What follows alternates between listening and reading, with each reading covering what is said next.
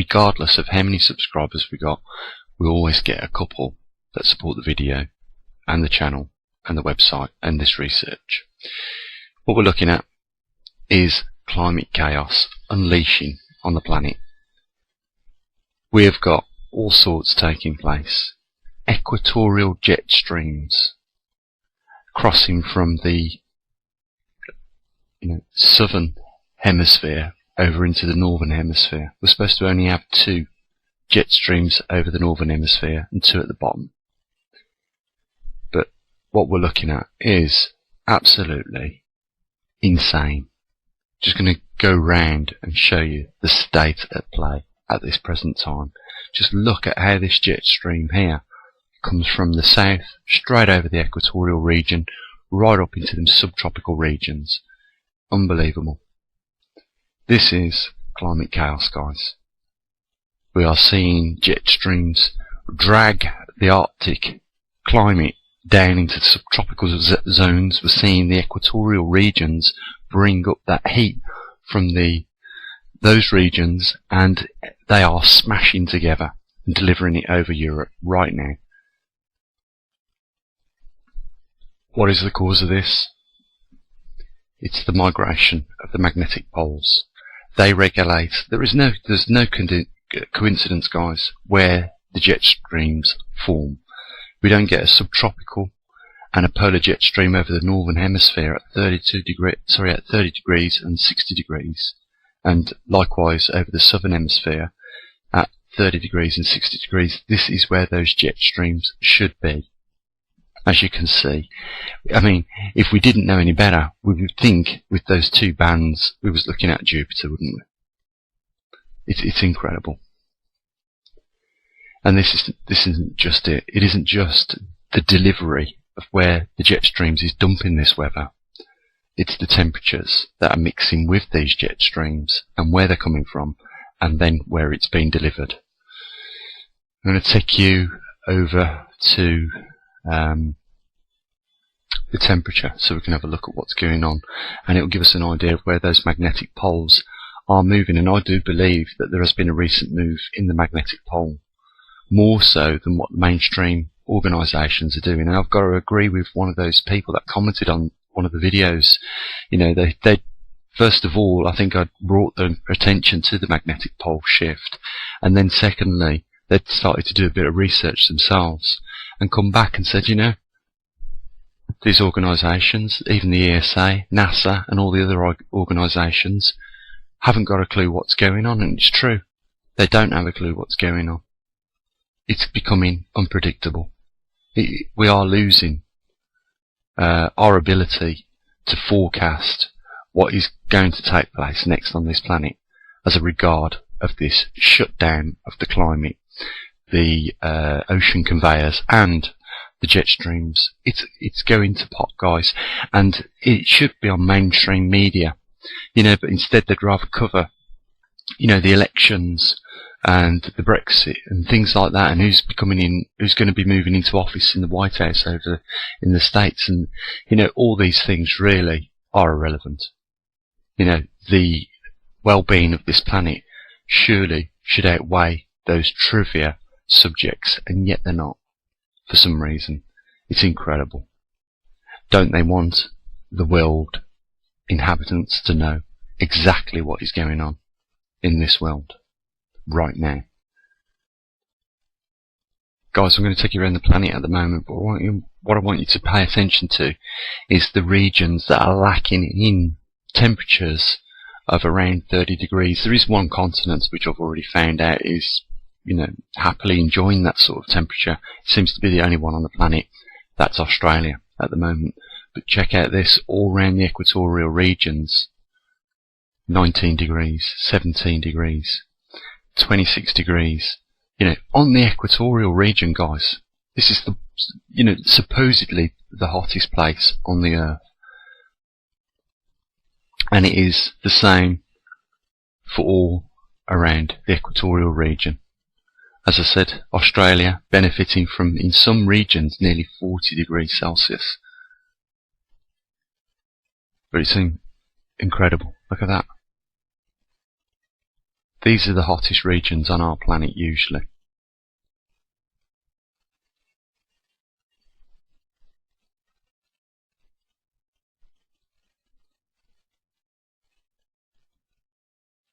If you live in some of these regions, maybe you're noticing it quite not as warm as what it usually is. If you're in Europe right now, you definitely know something's not right. Look at this, guys. On the fringes of the Mediterranean, just check that out, minus degrees there. -9, -8, -6. It's incredible. And if we go right over the Arctic region, we can see now that the most dense region of where this cold area is going to be where the magnetic North Pole is. We can see the break in the magnetic North Pole clearly now, where the two dense areas are, showing, super cold temperatures of 52 degrees minus. And slap bang in the middle, -29, there's nearly a 20 degrees difference in the centre of that region, and that is because the magnetic field right over the Arctic region right now is breaking apart. There is two poles over the northern hemisphere and two poles over the southern hemisphere which are fracturing. And you know what happens when you break two magnets? They become a north and a south in themselves. And right now, the compass is pointing directly in between this break here. And this is an indication that the stronger field over the northern hemisphere is somewhere over Siberia right now. But this pole migration is responsible for the travel of this Arctic temperature that is now moving, southeasterly over the continent. It's incredible, guys. The devastation that this is going to have on everything, it affects everything. Biodiversities across all the ranges.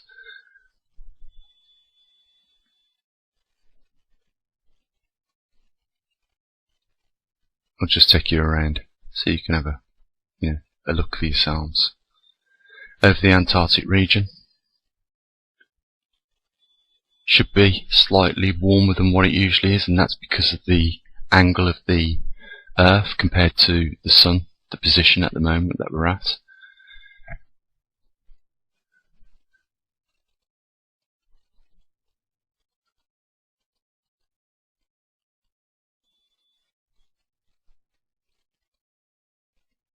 But just incredible.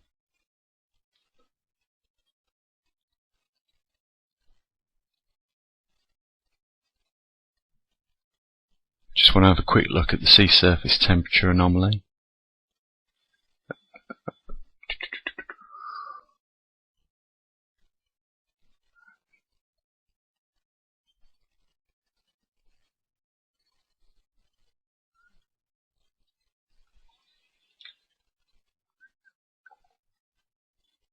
And we can see, in most regions, for some reason the oceans are a lot warmer than average.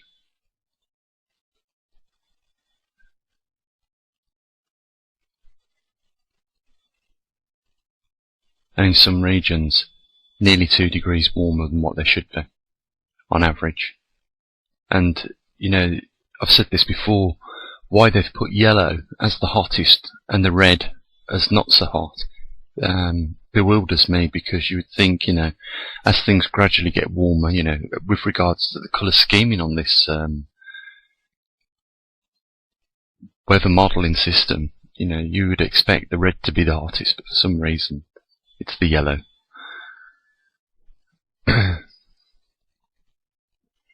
Just incredible, isn't it?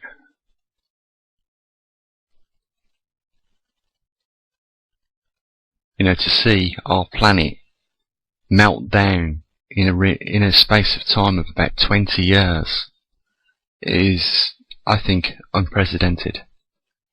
And some of you guys out there think it's babble. I suppose at this point in time, people like me that are bringing this out, to the public, to some people, I suppose it's just going to sound like babble, and rambles, but it's not the case. There's so much going on right now, and there's some metaphysics going on here that even I'm struggling to grasp with, and so is most scientists at the moment. The field of science has delved now into something completely new, a new area of understanding. It's almost like the understanding of relativity, quantum physics. The possibility of something happening completely new and out of the blue that was completely unexpected or even thought not to have even been possible seems to be taking place right now. And if I can just, reiterate what I'm trying to say here, guys, if you just go and have a look yourselves at the quantum physics experiment that was done with regards to the double slit and the electrons being fired through it, only through observation was it altered the outcome. Now, just think about that. How did the electron have conscious of its awareness that it was being observed? And it was repeatedly done and, proven to be fact that under observation, the subatomic particles, such as the electron, is conscious of its observation and therefore behaves completely different. We are in the world, really, of the unknown right now. And, at a time where such a rare event such as the magnetic pole reversal is taking place, it really is incredible, guys. To see, the jet streams behaving like this is just incredible. Yeah, I just can't emphasize it enough. It's shocking to know that this is going to have implications and be of a detriment to all species on this planet. It's no wonder we're getting beachings of, certain species that rely on the magnetic poles of this planet for navigation. They also know, these species, that when, water temperatures become a certain temperature, that it's time to migrate from them, and the whole system that they rely on naturally is, starting to let them down as it changes. And, this is what these people were talking about with climate chaos. We are now seeing it. When you start seeing equatorial jet streams buzz the equatorial region of this planet, you know something's wrong. When you no longer have set weather patterns and seasons, there's something wrong. And this will affect every human being on this planet at some point. And I think we're getting really close to that point with regards to what we're seeing now over the Northern Hemisphere.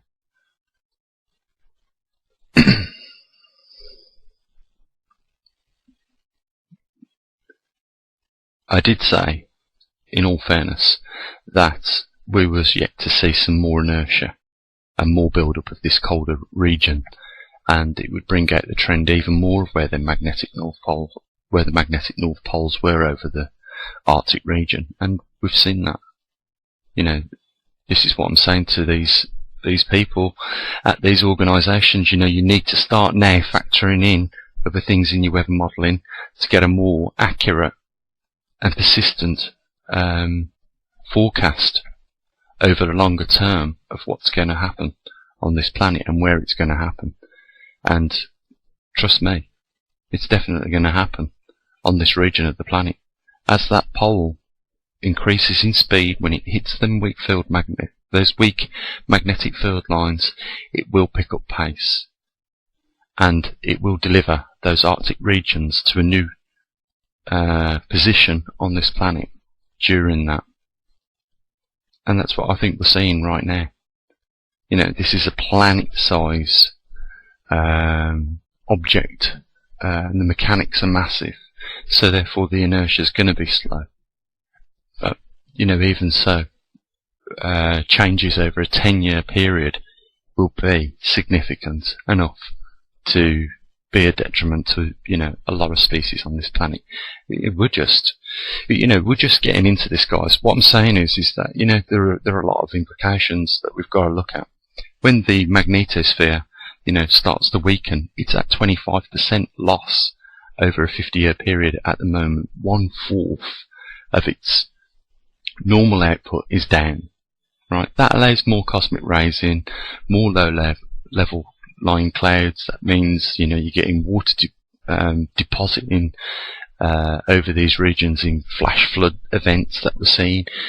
But not only that, it's the technological advancements that we're at this moment of time, and, you know, the vulnerability that has to, you know, solar flares, which are even more affected by a low magnetosphere, as well as inbound cosmic rays from all over, you know, the universe. You know, adding to that, we've got a low solar output when it should be high. You know, some things that are taking place in this solar system right now, right, are stacking up. Right, and what I'm saying is as they stack up, it goes against, you know, the protection of this planet. We're looking at possibly a grid down event in a short period of time. If we get, you know, a moderate, doesn't have to be a Carrington event type flare with a weakened magnetosphere, there's less protection. You know, even a lesser event such as the Carrington event will cause, you know, massive damage, and even more so today because of the level of technology that we've got. We are very heavily technologically dependent right now. Like I say, you know, it's just all of this is stacking up against us. And where is the mainstream media? Why are they talking about the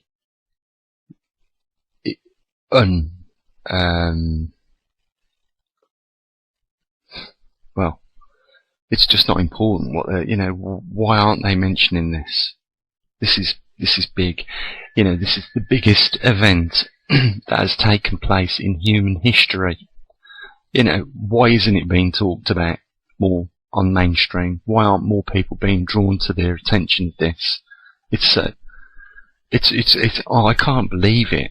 You know, even now, when we see what we see, you know, where are these scientists that work for these organisations? Why haven't they put this together yet? You know, with regards to the climate being driven by the migrating poles. Why won't they just come out and say that? We're living in an ever-changing environment, and more so over the last 30 years with regards to the pole shift. And I'm going to leave it there, guys. It's a mess, isn't it? It's not good. Try not to let it spoil your week, guys. And you know, I'll leave a link down there if you want to support the channel. You know what we do here. You know, we do more than just a weather report on this channel. You know, we're actually examining the causes of a lot of what's taking place right now. And there's a link down there and you can support it if you want. It's not mandatory. The website's free, but it is good when we get some support. We can do more if we get more help. That's the bottom line of it, guys. So the link's down there if you want to help. And as always, guys, you take care and, you know, keep your eye on things. Keep your eye on this weather system that's over, you know, smothering Europe right now, and right over Siberia, Russia,